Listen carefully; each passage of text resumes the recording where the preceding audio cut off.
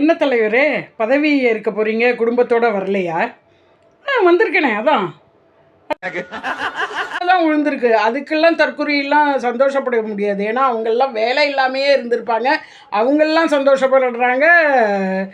75 வயது ஆனவர் ராஜினாமா செய்ததற்கு யார்? வேலையில்லா பட்டாதாரிகள், அரசு வேலை இல்லாதவர்கள், வேலை உள்ளவர்கள், வேலையிலிருந்து துரத்தி விடப்பட்டவர்கள், இவர்கள்லாம் ஸ்டாலின் 75 வயதில் முதலமைச்சராக ராஜினாமா செய்வதற்கு சந்தோஷப்படுவதற்கு பார்த்தால் வேடிக்கையாக இருக்கிறது. என் லைஃப்ல இந்த மாதிரி ஒரு பெயின்ஃபுல்லான ஒரு சிச்சுவேஷனை ஃபேஸ் பண்ணதே கிடையாது.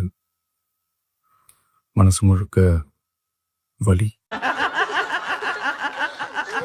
அவர்கள் குடும்பத்தினர் அத்தனை பேரும், விஜய் குடும்பத்தினர் அத்தனை பேரும் வந்திருக்கும் பொழுது அங்கு சங்கீதாவும் அவர்கள் குழந்தையும் வராததை நினைத்து என் மனது கலங்கியது. ஒரு பெண்ணாக எவ்வளவு வயரும், அந்த வயிறு எரியும், அந்த மனசு எரியும்னு சங்கீதாவிற்கு தெரியும். அவை மனசு முழுக்க வலி.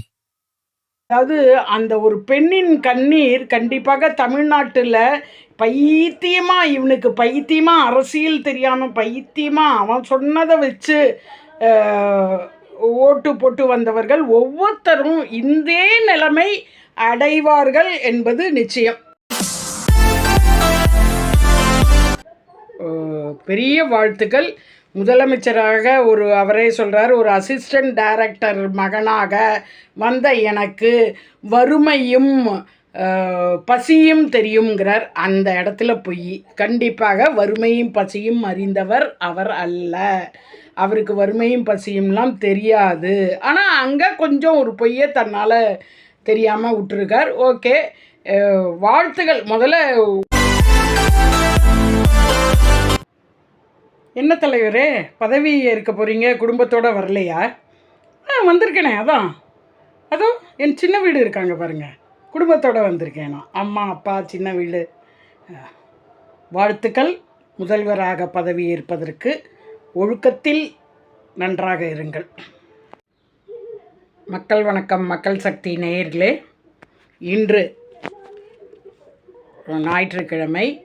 இன்று முக்கியமான நாள் என்னவென்றால், சிஎம் பதவிக்கு, அதாவது முதலமைச்சர் பதவிக்கு பதவி ஏற்கும் நாள். இது யார் ஏற்கிறார், பதவியை யார் ஏற்கிறார் அப்படின்னாக்க, நிறையா இடத்துல ஓட்டு வாங்கிய விஜய் அவர்கள் தனி பெரும்பான்மையாக ஆக முடியாமல், ஆனால் நிறையா இடத்துல ஓட்டு வாங்கியிருக்கார். தனி பெரும்பான்மையாக ஆக முடியாமல் அவர் எந்த கூட்டணியை எதிர்த்தாரோ, எந்த கட்சிக்கு கூட்டணி கொடுத்தவர்கள் அவர்களெல்லாம் தன் பக்கத்தில் சேர்த்து கொண்டு தான் ஆக முடிகிறது. முதலில் விஜய் சிஎம் ஆனதற்கு, இப்போ அவர் ஆனதுக்கு அப்புறம் தான் நான் பேசுகிறேன், சிஎம் ஆனதற்கு பெரிய வாழ்த்துக்கள். முதலமைச்சராக அவரே சொல்கிறார், ஒரு அசிஸ்டன்ட் டைரக்டர் மகனாக வந்த எனக்கு வறுமையும் பசியும் தெரியுங்கிறார். அந்த இடத்துல போய் கண்டிப்பாக வறுமையும் பசியும் அறிந்தவர் அவர் அல்ல. அவருக்கு வறுமையும் பசியும்லாம் தெரியாது. ஆனால் அங்கே கொஞ்சம் ஒரு பொய்யை தன்னால் தெரியாமல் விட்டுருக்கார். ஓகே, வாழ்த்துகள். முதல்ல ஃபஸ்ட்டு கோபந்தான். அவர் ஒரு நடிகனை அப்படியே அரசியலில் எந்த வித பின்புலமும் இல்லாதவரை கொண்டு நேராக அரசியலில் உட்கார வைக்கிறது ஒரு கோபந்தான் வருது. இப்படி சினிமாவில் மூழ்கி தமிழ்நாடு கிடக்கேன்னு, அதுவும் சினிமாவில் மூழ்கி இருக்கிறவர் இந்த 20 வயசு 18 வயசுலேருந்து சொன்ன தற்கூரிகள் தமிழ்நாடு தற்கூரிகள் கழகமாக ஆக்கிட்டாங்க. இப்போ பரவாயில்ல, நன்றி. அதாவது இளைஞர்கள்லாம் தன்னால் என்ன செய்ய முடியுங்கிறத காட்டியிருக்காங்க. எது வேறு விதமாக இது நல்லதாக ஆணுமேன்னு கவலையாக இருக்குது. நல்லதாக ஆகும். ஆனால் நீங்களே யோசிச்சு பாருங்கள், விஜயே கட்சியை ஆரம்பிச்சு, விஜயே வெளியில் விஜயே அப்படி சிஎம்மாக உட்கார்றாரா? கண்டிப்பாக இல்லைங்க. விஜய்க்கு பின்புலம் நிறையா இருக்குது. அவருக்கு நல்ல முகம், இது பிரகாசம், வெளியில் தெரிகிற பிரகாசம் இருக்கிறது. அவர் நடித்ததுனாக்கில் நடிகன்லேருந்து வர்றதுனால அத்தனை பேருக்கும் அவர் முகம் தெரிஞ்சது. அவர் சொல்லி வச்சா மாதிரின்னு இல்லை, அதுதான் உண்மை. கிழக்கில் விஜய், மேற்கில் விஜய், அங்கே விஜய், இங்கே விஜய்ன்னு நின்ன இடத்துலலாம் யார் அங்கே நின்னாங்கன்னே நமக்கு தெரியாமல் விஜய் கட்சி ஜெயித்தது அப்படின்னு தான் சொல்லுவோம். இப்போ அம்பத்தூரில் யார் நின்னாங்க அப்படின்னே தெரியாமல் விஜய் கட்சி ஜெயித்தது அப்படிம்போம்.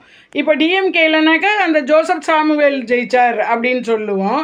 ஜோசப் சாமுவேல் டிஎம்கேக்காக நின்னார், ஜெயிச்சார்மோ. ஆனால் விசிலில் இன்னார் நின்னார், இன்னார் ஜெயிச்சார்னே தெரியாமல் அந்த முகபலத்தோடு வந்திருக்கிறார் விஜய். இதுக்கு முன்னாடி ஒரு மலையாளி இதே மாதிரி தான் உள்ளே வந்தார். ஆனால் அவர் 20 வருஷம் அனுபவம் பெற்று வந்தார். கட்சியிலலாம் எப்படி இருக்கும் என்னன்னு பெற்று வந்தார். இப்போ ஒரு தமிழன் வருகிறார், சந்தோஷம். ஏன்னா தெலுங்கில் இருந்து திருவண்ணாமலையே தெலுங்கருக்கு போகிற மாதிரி ஆக்க முயற்சித்த நம்மளுடைய ஸ்டாலின் அப்பாவுக்கு பெரிய குட்டு விழுந்து, அது 75 வயசில் தான் விழுந்திருக்கு. அதுக்கெல்லாம் தற்கொலையெல்லாம் சந்தோஷப்பட முடியாது. ஏன்னா அவங்கெல்லாம் வேலை இல்லாமையே இருந்திருப்பாங்க. அவங்கெல்லாம் சந்தோஷப்படுறாங்க. 75 வயது ஆனவர் ராஜினாமா செய்ததற்கு யார்? வேலையில்லா பட்டாதாரிகள், அரசு வேலை இல்லாதவர்கள், நிரந்தர வேலை உள்ளவர்கள், வேலையிலிருந்து துரத்தி விடப்பட்டவர்கள், இவர்கள்லாம் ஸ்டாலின் 75 வயதில் முதலமைச்சராக ராஜினாமா செய்வதற்கு சந்தோஷப்படுவதற்கு பார்த்தால் வேடிக்கையாக இருக்கிறது. இருந்தாலும் இப்போ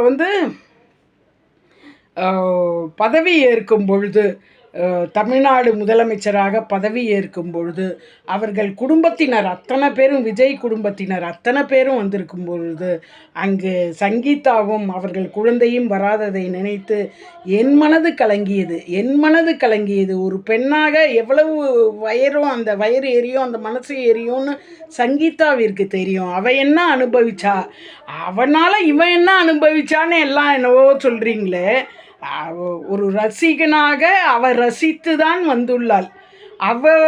அவ இன்னைக்கு அந்த சங்கீதா அவர்கள் இன்றைக்கும் முதலமைச்சரோட பொண்டாட்டி தான். இன்னும் விவாகரத்து அவள் வரல, ஃபங்க்ஷனுக்கு வரல. ஆனால் யார் சந்தேகப்படுறாங்களோ அவங்கெல்லாம் சந்தோஷமாக வந்திருக்காங்க. மீடியா பயந்துட்டு ரொம்ப அதை ஃபோக்கஸ் பண்ணலை. சரி, இதுக்கெல்லாம் அதாவது அந்த ஒரு பெண்ணின் கண்ணீர் கண்டிப்பாக தமிழ்நாட்டில் இவனுக்கு பைத்தியமாக, அரசியல் தெரியாமல் பைத்தியமாக அவன் சொன்னதை வச்சு ஓட்டு போட்டு வந்தவர்கள் ஒவ்வொருத்தரும் இந்த நிலைமை அடைவார்கள் என்பது நிச்சயம். சரி, இதெல்லாம் நம்ம ரொம்ப பேசிகிட்டு இருக்க வேண்டாம். ஆக மொத்தம் இப்போ விஜய் என்ன சொல்லியிருக்கார்? உள்ளே வந்தோடனே கையெழுத்து போட்டு தான் 200 யூனிட், ஃபஸ்ட்டு டிஎம்கே 100 யூனிட் இலவசம், இப்போ இவர் 200 யூனிட் இலவசம். இதுலேயே தெரியுது இலவசத்தை கொடுத்து கவருகிறார் என்று. இன்னொன்று இப்படி ஒரு கட்சி, நீ கட்சி ஆரம்பித்த உடனே இப்படி வந்துருமா? வராது. இங்கே பின்னாடி ஒரு பெரிய கட்சி எது இப்போன்னு நினைக்கிறோமோ அந்த கட்சியோட பின்புலத்தில் தான் இங்கு நடக்கிறது. அந்த கட்சியால் தமிழ்நாட்டில் வர முடியாது அப்படின்னு கொக்கரிச்சிருக்கிறவங்க இப்போ அந்த கட்சி தான் இந்த 2 திராவிட கட்சியும் அடிச்சுட்டு இவங்களை வர வச்சிருக்காங்க. இவங்க அந்த கட்சிக்கு பப்பட் பொம்மை. ஹீரோ சினிமாவில் ஹீரோ டைரக்டர் சொல்கிறது தான் கேட்பாங்க. அதே மாதிரி சீஃப் மினிஸ்டருங்கிற ஹீரோ, டைரக்டர் யாருனாக்க அந்த பெரிய கட்சி ஒன்றும் எல்லா மாநிலத்துலேயும் இப்போ இருக்கிற கட்சி. அந்த கட்சியால் எப்படி தமிழ்நாட்டில் நம்ம இறங்கிறதுன்னு யோசிச்சு நம்ம சொல்கிற வேலையை செய்கிற அந்த பொம்மை தட்டி விட்டுருக்கு.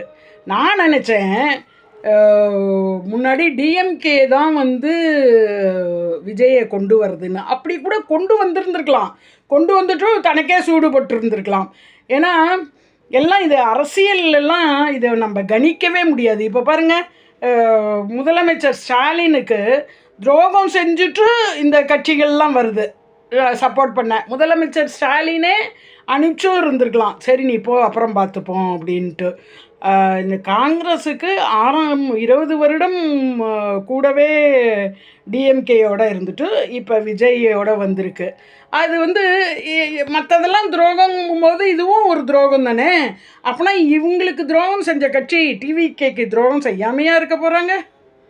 சரி, செய்யாமல் இருக்கட்டும், நல்லது.